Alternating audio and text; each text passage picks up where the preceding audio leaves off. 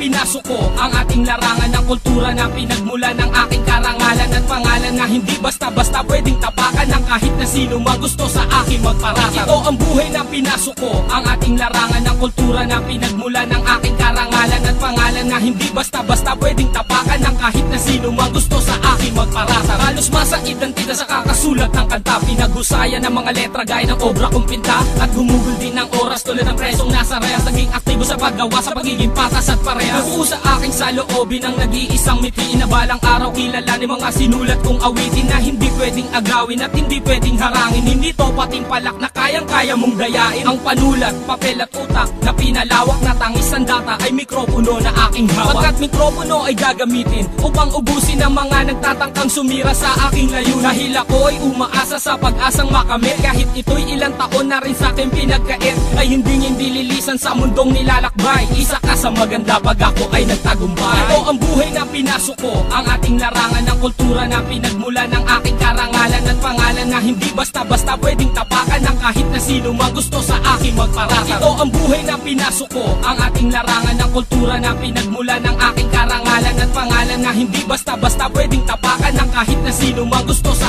aking magparasa. Hindi nagbago ng prinsipyo sa sariling kalidad, nagtiwala sa sarili mula sa mura kong edad at dala ng pagkabata ang mga munting konsepto na hindi pinapanigan ng mga maling aspeto ng ating musika. Kahit nag-iiba ang klima, kung sinasandalan ay gumagawa rin na sistema na mali.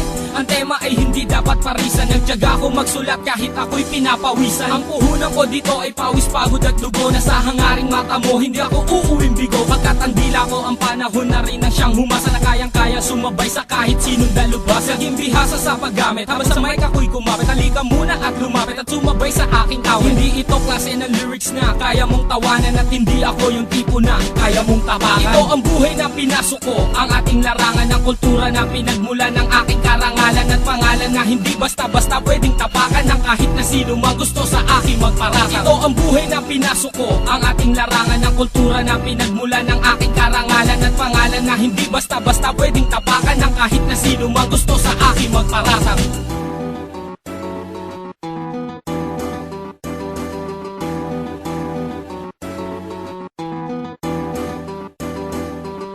At dumating na ang aking pagkakataon, tinatamasa ko ngayon mga pangarap ko noon. Marami na ang bumabate kahit di ko kakilala, na kahit san mapunta ay kanilang naaalala. Ang rapper nakapreso, nakaposa sang kamay, ikay kumapit sa speaker at baka ka matangay. At wag mo kong yayabangan, narating mo ang lahat. Ang pagsikat ng isa ay pag-angat din ng pangkat, nagkalaman din ng pitaka at nagkaroon ng pera, pumipirma ng autograph at dumadami ang pamorma. Hindi ka bagay mag-artista para gumawa ng usap, pagkat ang aking pangungusap tadana ang siya sumulat at namulat sa industriya. At tulad kong apena, kung marami ang kalaban, mas maraming kakampi. Ito ang unang hakbang sa aking pakikipagtuos, mic ko sa real voice representing Dos Talentos. Ito ang buhay na pinasok ko ang